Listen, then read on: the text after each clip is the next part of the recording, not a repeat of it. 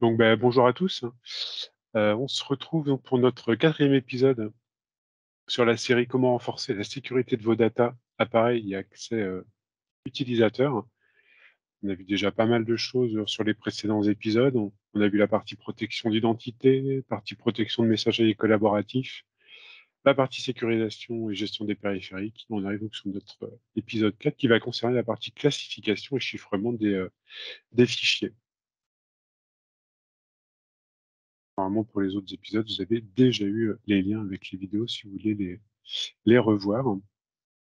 Pour voir un petit peu l'agenda là, de ce webinaire, petit rappel introductif sur les solutions, et puis après on va parcourir Microsoft Purview, donc nouveau nom de la série où il y aurait des solutions qui sont dédiées à la partie protection et chiffrement documentaire. On va faire un focus sur deux éléments. La partie connaître et protection des documents, et l'autre partie qui va plutôt pour empêcher la perte de données. On fera un petit focus à la fin sur la gestion de conformité pour voir les éléments importants, et puis après une conclusion. Dans la présentation, il y a quelques éléments qui seront plus orientés sur de la démo pour vous montrer un petit peu comment ça peut interagir auprès d'un utilisateur. Ça sera un petit peu plus parlant. C'est un sujet qui est assez condensé, sachant qu'on peut y passer beaucoup de temps sur ce sujet de chiffrement et protection documentaire. Introduction pour bien se remettre un petit peu sur l'objectif, et le point de démarrage finalement de cette série de webinaires, c'était vraiment finalement sur le fait qu'on soit énormément exposé à des attaques, et au-delà des attaques, quand on se fait attaquer, il y a des exfiltrations de données. On peut également avoir des comportements, on peut sortir des données sans trop faire attention, sans trop savoir d'ailleurs si ces données sont confidentielles ou autres. Donc ça fait partie des éléments à prendre en compte dans notre parcours en fait de sécurisation. Me sécuriser à mon identité, me sécuriser au niveau de mes périphériques, me permet de me sécuriser également et de me faire savoir quand la donnée va être confidentielle ou pas, pour que je puisse savoir à qui je dois et je peux l'adresser. Donc l'idée, voilà, ça va être de doter finalement nos utilisateurs d'outils qui vont permettre de répondre de plus en plus aux éléments, nouveaux éléments en lien avec la sécurité et les besoins de l'entreprise.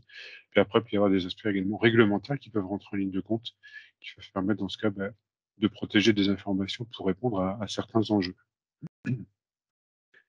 Donc chez Microsoft, il y a toute une brique de solutions qui s'appelle Microsoft Security. Beaucoup de renoumages qui ont été faits dernièrement, là, depuis un an. On a vu déjà la partie identité avec Microsoft Entra, on a vu la partie sécurité avec Microsoft Defender. On n'avait pas abordé Sentinel, j'en reparlerai un petit peu sur la fin. On a vu déjà la partie management avec Microsoft Intune, et puis là, on va se concentrer sur la partie compliance, conformité, avec Microsoft Purview.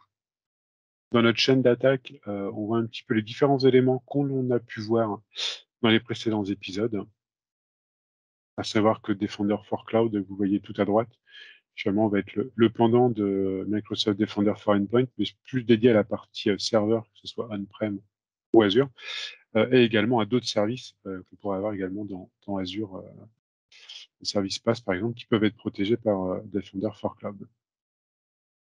Nous, on va se concentrer sur la partie Information Protection, et on fera également un petit lien avec Defender for Cloud Apps.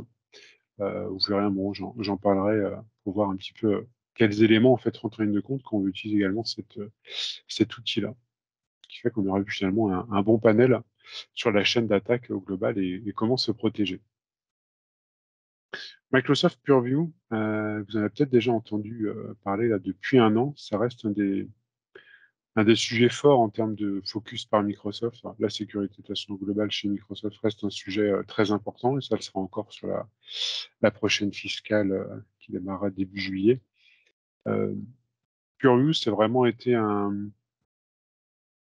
renommage, un repositionnement de l'ensemble des solutions dédiées à la protection documentaire et à l'ajout de nouvelles solutions également, qui doivent finalement vous permettre à terme de savoir gouverner, protéger mes données, gérer mes risques également, identifier complètement mon patrimoine de données.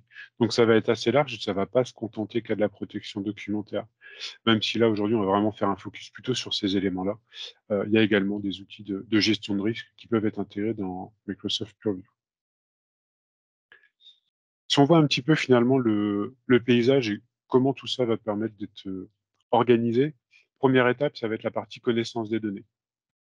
Point essentiel, qu'est-ce que j'ai comme données? Il faut que je sois capable de les identifier, savoir si les données, elles sont importantes, moins importantes, où est-ce qu'elles sont localisées? Est-ce qu'elles sont localisées dans un service cloud? Est-ce qu'elles sont localisées en on-prem sur mes serveurs?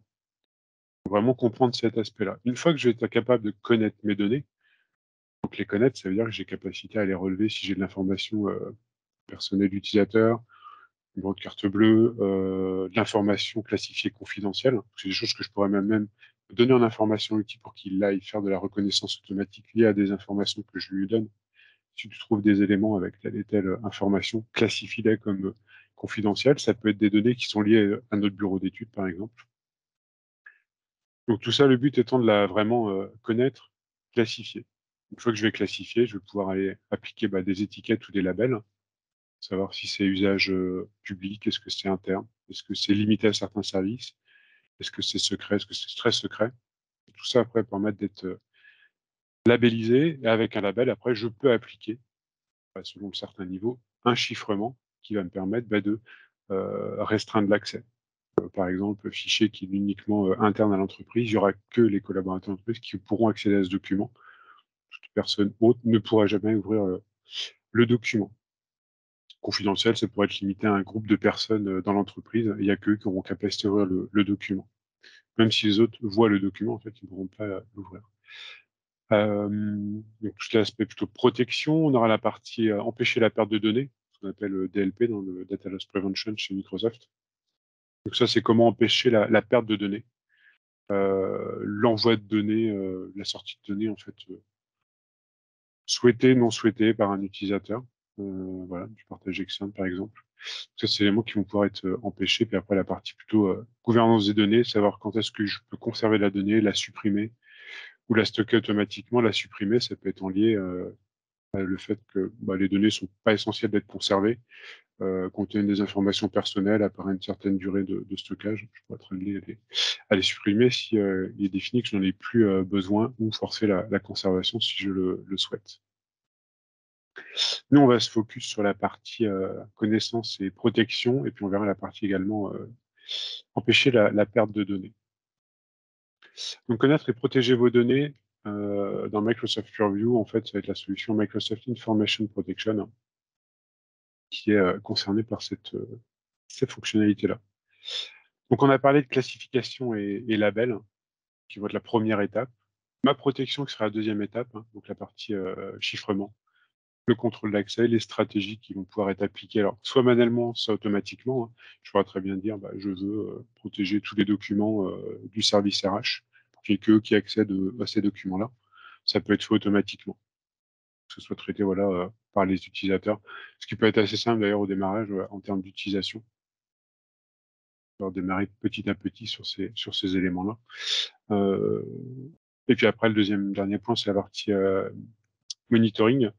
En gros, vous avez capacité après à traquer qui a accédé au document et puis voir s'il avait été autorisé ou pas, ou si le document aurait été tenté d'être ouvert par un utilisateur qui normalement ne devrait pas avoir accès à ce document. Et vous avez la traçabilité avec l'adresse mail utilisée pour la tentative d'ouverture du document. Donc, ce qui peut être intéressant, je prends l'exemple du service RH, le service IT a finalement fait de la sauvegarde de l'ensemble du patrimoine documentaire, peut être amené à restaurer les documents. Les restaurer, dit potentiellement y avoir accès à les ouvrir. Si je mets finalement un chiffrement en place, ils vont être capables de voir le document, le restaurer, mais ils ne pourront pas l'ouvrir. Ça permet de garder un aspect comme ça confidentiel sur certaines informations. La classification, comment ça se passe? Deux moyens, je disais tout à l'heure, soit en automatisé, soit en manuel. On va pouvoir le faire au niveau des différents emplacements. Ça pourrait être directement dans les services cloud Microsoft. Ça pourrait être très bien sur les environnements on-prem. On peut se baser sur de la métadonnée. Au niveau du document, on peut se baser également sur des mots-clés, sur des requêtes pour aller classifier un document, sur des informations sensibles. Alors, il y a pas mal d'éléments qui sont préintégrés dans Microsoft 365 sur cette partie-là, avec des typologies d'informations dites sensibles, qui va pouvoir les retrouver automatiquement. On peut également avoir ce qu'on a fait des classificateurs qu'on va auto-former, en fait. C'est-à-dire qu'en lui donnant des documents types que l'on a en interne, avec certains types de mots clés qu'on va avoir, ou certains types de rédaction. On va en fait l'entraîner à découvrir certains documents. Je te donne 10 documents. Ces 10-là, faut que quand tu les vois, tu les classifies chez nous comme ultra confidentiels, que ça contient de la donnée du bureau d'études.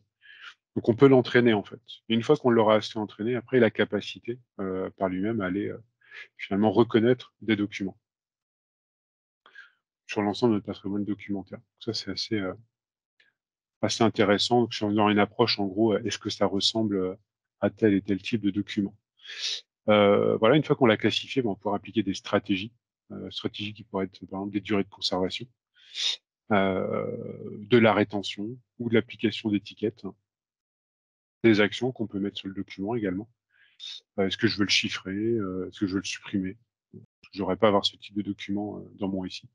Je n'aurais pas à avoir les cartes d'identité de mes collaborateurs ou les permis de conduire de stocker. Voilà, donc première étape classifier, deuxième étape après appliquer une stratégie avec une étiquette et puis potentiellement agir, donc ça peut être en chiffrant le document ou en appliquant des durées de conservation par exemple. Donc si on le voit un petit peu la partie étiquetage, comment ça se matérialise? De façon assez simple, vous allez avoir document Word, un niveau de confidentialité ou ce qu'ils appellent en anglais un niveau de sensibilité du document. Et je peux être en capacité, comme ça, de lui appliquer directement une étiquette, private, public, général ou confidentiel. Donc ça, c'est des choses qui sont prédéfinies. Vous pouvez bien sûr définir vos propres étiquettes, ça peut être plus parlant, et y appliquer le petit texte d'explication à quoi correspond chaque étiquette qu'un utilisateur peut être amené à appliquer à un document. Une fois que j'applique une étiquette, automatiquement, en fait, petit label sur le document, et mon document va rester dans tous les cas avec cette étiquette. Donc une fois qu'elle est appliquée, elle a appliqué l'étiquette. Je peux l'enlever derrière, à condition que j'ai accès au document et capacité d'étiqueter. Mais à ce moment-là, mon document contient son étiquette et son chiffrement s'il il y en a un qui est associé. On peut en avoir un étiquetage qui peut être automatique. Donc là, on voit un exemple d'un saisie, par exemple, d'un numéro qui correspondra à un numéro de carte bancaire. Il va pouvoir automatiquement être en capacité de détecter l'usage en fait de contenu sensible et donc proposer une modification. Le document étant canal général ouvert à tous, si jamais le document sort de l'entreprise, on va dire qu'on a subi une fuite de données. Qui dit fuite de données dit déclaration à la CNIL. Peut être pas mal de sécuriser le document et de se prévenir justement contre cet usage-là. Donc je peux modifier mon document pour le classifier, et comme ça y appliquer un chiffrement et avoir une protection sur cet aspect-là. Ça, c'est des choses assez intéressantes qui peuvent être opérées, sachant que vous voyez après dans le menu du document, au niveau information, pourquoi le document est protégé, les explications. Donc ça, c'est des choses personnalisables que vous pouvez modifier.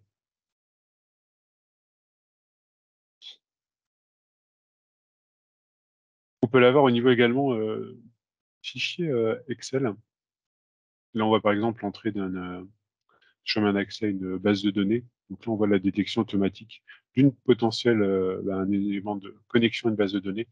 Donc automatiquement, je peux être amené comme ça à protéger le document, parce que ça contient quand même une information très sensible avec un bel ID, un beau mot de passe bien complexe, fourni en clair.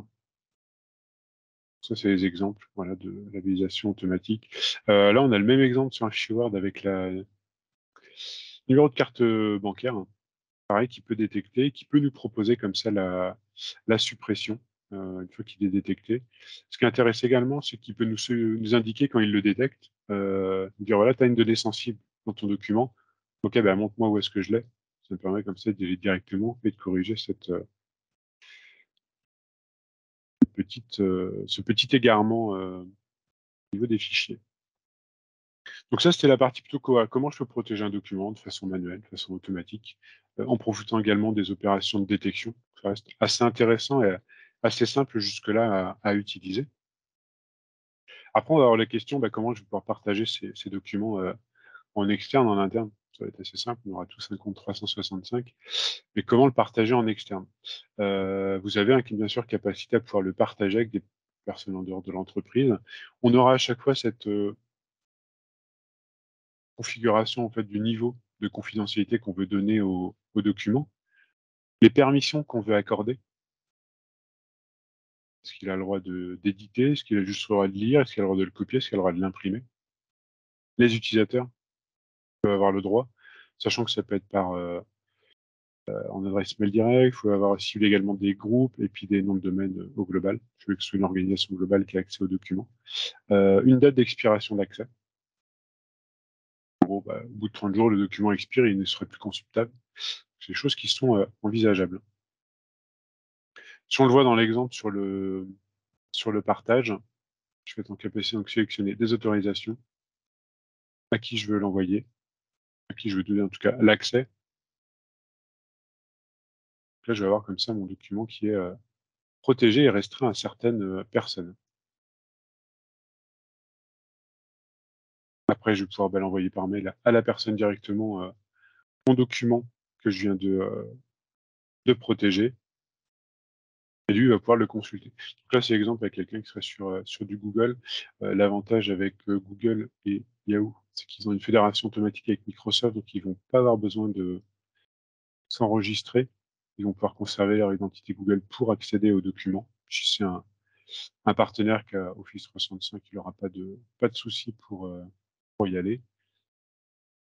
Hop, mettre ton adresse mail, enregistre-toi, code de vérification qui va être envoyé par mail et qui ensuite va me permettre d'accéder, à la liseuse, de documents si j'ai pas de back office qui serait compatible sur mon ordinateur ou mon Mac, ça fonctionne également sur Mac, sur cette partie-là. Ça, c'est bon, on a la liseuse, on télécharge le document. Je vais pouvoir avoir accès sur ma petite adresse mail qui me valide bien que j'ai accès au document. Donc là, j'ai pu comme ça m'authentifier auprès du service Microsoft pour valider mon identité qui me permet d'accéder au document. En faisant cette identification-là, j'ai laissé comme ça une trace d'accès, jour, date, heure, personne qui a accédé à ce dit document. Donc la personne qui me l'a partagé a de la traçabilité, à côté. Selon les droits que j'ai, je vais pouvoir le modifier, et après, le renvoyer à la personne. Si jamais, je m'avais mentionné que je veux le transférer à d'autres personnes, si les gens n'ont pas accès, ils seront bloqués sur la fenêtre d'authentification, ils ne pourront pas accéder au document et derrière, en plus, j'aurai une trace de tentative d'accès. On peut imaginer de voir les collaborateurs de la personne à qui j'ai envoyé le document qui, partage de façon un peu trop large, ce partage.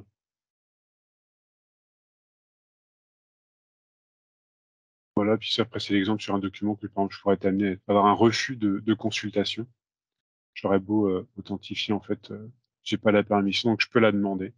Ça va envoyer un mail automatiquement à la personne, mais voilà, par défaut, le type de message que j'aurai si je ne suis pas autorisé à consulter ce document. Donc voilà, donc j'ai quand même capacité à protéger, voilà, des documents, en interne dans l'organisation et également pour en partager avec des personnes externes à mon organisation. Protection des emails, qui est un des éléments également, assez important. Là, je vais pouvoir directement, quand je vais écrire un mail, pouvoir appliquer justement un niveau de confidentialité. Si par exemple, il va être confidentiel, le mail va être chiffré. Si jamais des gens ont accès à mon délégation à ma boîte mail, ils ne pourront pas lire ce mail. Donc ça, tous mes mails, mais ils n'auront pas accès à celui-là. Bon, c'est des pratiques, ceux qui sont faites au niveau de l'IT chez Microsoft. Souvent, toutes leurs communications sont faites en mail chiffré. Ça, personne ne peut voir les mails, personne ne peut transférer ces mails-là. Tout ce qui est information liée à des notions de sensibilité liées à l'IT, pas transférable et pas visible par d'autres. Donc là, je peux faire mon mail et puis en fait l'envoyer à une personne, externe. Donc là, on prend un exemple, j'ai bien le dessinateur. Je choisis comme quoi ce mail va être, secret. En gros, ils n'ont pas le droit de le transférer et je vais l'envoyer à quelqu'un qui va être externe à l'organisation. Il va recevoir le mail. Il aura capacité à lire le message. Alors, il y aura quand même une petite manipulation parce que le mail ne va pas s'afficher en clair, la boîte mail Google, hein. De la même façon d'ailleurs que si vous êtes sur un webmail ou même sur votre client mail, il va pas s'afficher en prévisu en fait, le mail. par principe de protection, en fait, je n'autorise pas la prévisualisation. Il faut que j'ouvre le mail pour pouvoir le voir. Et là, je vais avoir capacité à aller lire mon message. Je m'authentifie. Voilà, c'est transparent, vu que je suis avec du Google. Et j'ai bien accès à mon mail et je peux avoir capacité à voir le document et également à répondre au mail également. Donc voilà, j'ai capacité à envoyer comme ça des mails avec de l'information confidentielle dans le corps du mail à des gens internes et externes à l'entreprise, ce qui est plutôt intéressant. Alors ça n'a pas intérêt que ce soit sur tous vos mails, hein, mais pour certaines typologies de mails, ça peut être intéressant d'avoir cette capacité en fait au niveau des outils. Niveau des licences, comment ça se passe? 2 types de licences chez Microsoft, Azure Information Protection plan 1 ou la version plan 2. La plan 1, vous avez quelques fonctionnalités qui sont incluses dans Office 365 E3. Sinon, après, vous retrouvez ça dans Enterprise Mobility Security E3, donc MS-E3, et sinon dans les gammes M365 E3, F1, F3 et Business Premium. Et pour la plan 2, ben là, on est dans tout ce qui est E5, hein, 65 E5, pareil en fonctionnalité partielle, et après en fonctionnalité complète dans EMS E5 et Microsoft 365 E5 et F5. Voilà, au niveau du panel un peu de licences. Pour la partie empêcher la perte de données, donc là, c'est plutôt la brique DLP en fait. Ça va plutôt être comment appliquer des stratégies pour éviter de la fuite du données, le partage de fichiers sensibles, voilà, éviter qu'il y ait de la sortie d'informations un peu trop facilement, on va dire. Plusieurs éléments, on va avoir Office 365 DLP, donc qui va nous permettre en fait d'appliquer de la prévention contre la perte de données directement sur nos documents et nos emails. On aura la partie endpoint, où on sera en capacité d'agir également sur notre périphérique, hein, pour empêcher de la fuite de données. Et on pourrait intervenir au niveau des applications SaaS Microsoft ou tierces, hein, pour également avoir des stratégies de DLP. Une stratégie de DLP, dans ce cas, sur du Cloud Apps, pourrait être euh, je t'interdis de télécharger des, des fichiers sortant de l'ERP ou de tel site web si tu n'es pas sur un poste de l'entreprise. Tout ça, en fait, se liant avec ce qu'on a vu déjà depuis le début, hein, si j'ai appliqué des accès conditionnels pour définir la localisation, le niveau de risque lorsque mon utilisateur veut s'authentifier, à de la gestion avec Microsoft Intune, ah ben, tout ça peut se lier, arriver quand j'arrive sur Cloud Apps, se dire bah, si tu n'es pas sur un poste de l'entreprise et correctement authentifié, tu n'auras pas le droit de pouvoir télécharger des documents euh, sortant de l'ERP, la CRM et de telle autre application web. Donc finalement, l'ensemble des solutions qu'on a pu voir depuis le début, bah, tout ça vont s'intégrer entre elles. Sur quoi ça s'applique la partie DLP? Plusieurs éléments. Vous avez la partie Exchange, SharePoint, OneDrive, la partie Teams, chat et les channels, donc tout ce qui est lié au message en fait. On peut avoir du DLP sur les périphériques. On a vu que l'Adapt Security, j'en parlais tout à l'heure, et également sur du service serveur on-premise. Il y a quand même de la capacité à pouvoir voilà, sécuriser des éléments sur différentes briques, hein, ce qui est plutôt intéressant. Si on voit un petit peu un exemple, là l'idée, si je prends un document de l'entreprise et que je veux déposer par exemple sur une clé USB, là il est capable d'intervenir et d'empêcher justement cette sortie de données de l'entreprise vers un périphérique non sûr. Ça c'est des choses possibles qui peuvent être mises en place. Vous avez la même chose possible sur par exemple sur smartphone. Vous voulez avoir du DLP sur du smartphone, suffit que vous ayez l'application OneDrive avec un compte pro et perso. Vous pouvez très bien comme ça bloquer le transfert de la copie de fichier entre un OneDrive pro et perso depuis un smartphone. C'est des choses qui sont possibles également. On aura la même chose sur le PC, un utilisateur a ses deux comptes de configurer, lui empêcher voilà, d'avoir capacité de faire ce type de copie-là. Donc voilà des exemples sur la partie prévention contre la perte de données. On peut avoir le niveau des fonctionnalités, dans quelle licence vous les avez. Majoritairement, on va se retrouver sur la partie protection contre la perte de Fuite de données au niveau email et fichiers, vous allez l'avoir sur des licences assez nombreuses. Alors, au niveau de la gamme business, la business premium minimum. Après, sinon, Office 365, E3, E5, et puis M365, E3, E5 et F5. Et par contre, pour tout ce qui sera les chat Teams, c'est la partie endpoint. Ça sera que dans la gamme M365, E5 que vous retrouverez cette partie-là, et dans la donne F5 également qui est disponible.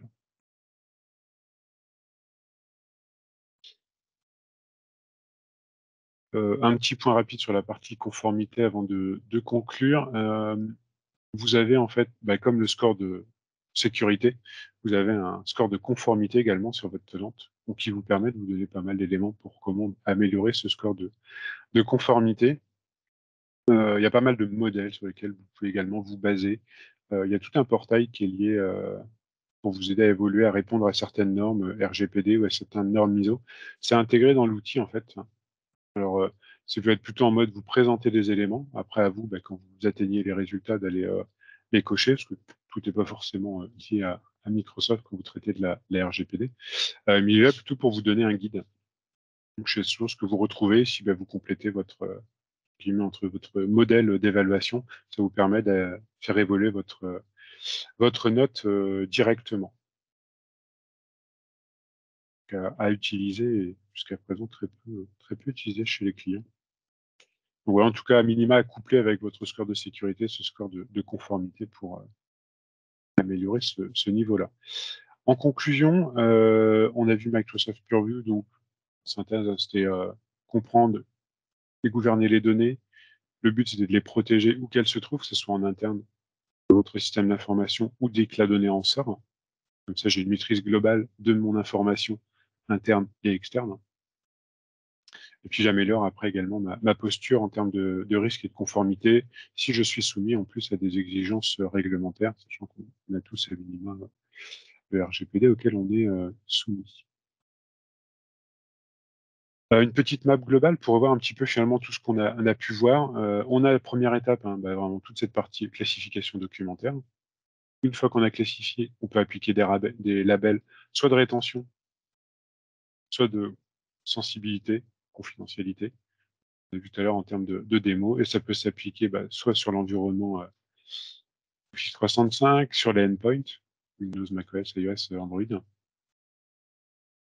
On a la couche DLP également qui intervient, principalement sur PC, sur après smartphone. Elle n'intervient pas sur la globalité du smartphone, elle va intervenir au niveau purement des applications. Et là, ça va être Intune qui va vous aider à répondre à ces enjeux-là. De la protection au niveau application pour faire du verrouillage. Au niveau application SaaS, c'est Cloud Apps qui va nous aider à intervenir là-dessus, avec des fonctionnalités de DLP pour empêcher de la fuite de données. On-premise, pareil, sur les serveurs de fichiers, sur les serveurs SharePoint on-prem. Et on a également des liens avec la partie Azure. Si je voulais pareil avoir de la protection sur de l'Azure File, sur CacheBlob, la WS, au niveau SQL également, directement. Tout ça, c'est disponible. En termes de licence, qu'est-ce qu'on va vous recommander? Si vous êtes de toute façon sur les moins de 300 utilisateurs, ce sera le Business Premium qui reste, dans tous les cas, la licence la plus intéressante en termes de couverture fonctionnelle. Alors, c'est sûr que si vous voulez démarrer que par une petite brique dans un premier temps, ça peut se prendre à l'unité. Après, voilà, au global, ça serait plus intéressant d'être dans un bundle que de prendre tout unitairement, où là, dans tous les cas, ça reviendra budget beaucoup plus important. Puis après, si vous êtes sur plus de 300 utilisateurs, là, on sera plutôt soit sur le bundle MS3, soit directement sur le pack M365 E3 pour bénéficier des fonctionnalités. Voilà un petit peu pour ce parcours sur la partie chiffrement de fichiers. Écoutez, merci à tous. Je vous souhaite une bonne journée de reprise après ce long week-end. Et puis à très vite, je l'espère, sur ces sujets passionnants sur la sécurité.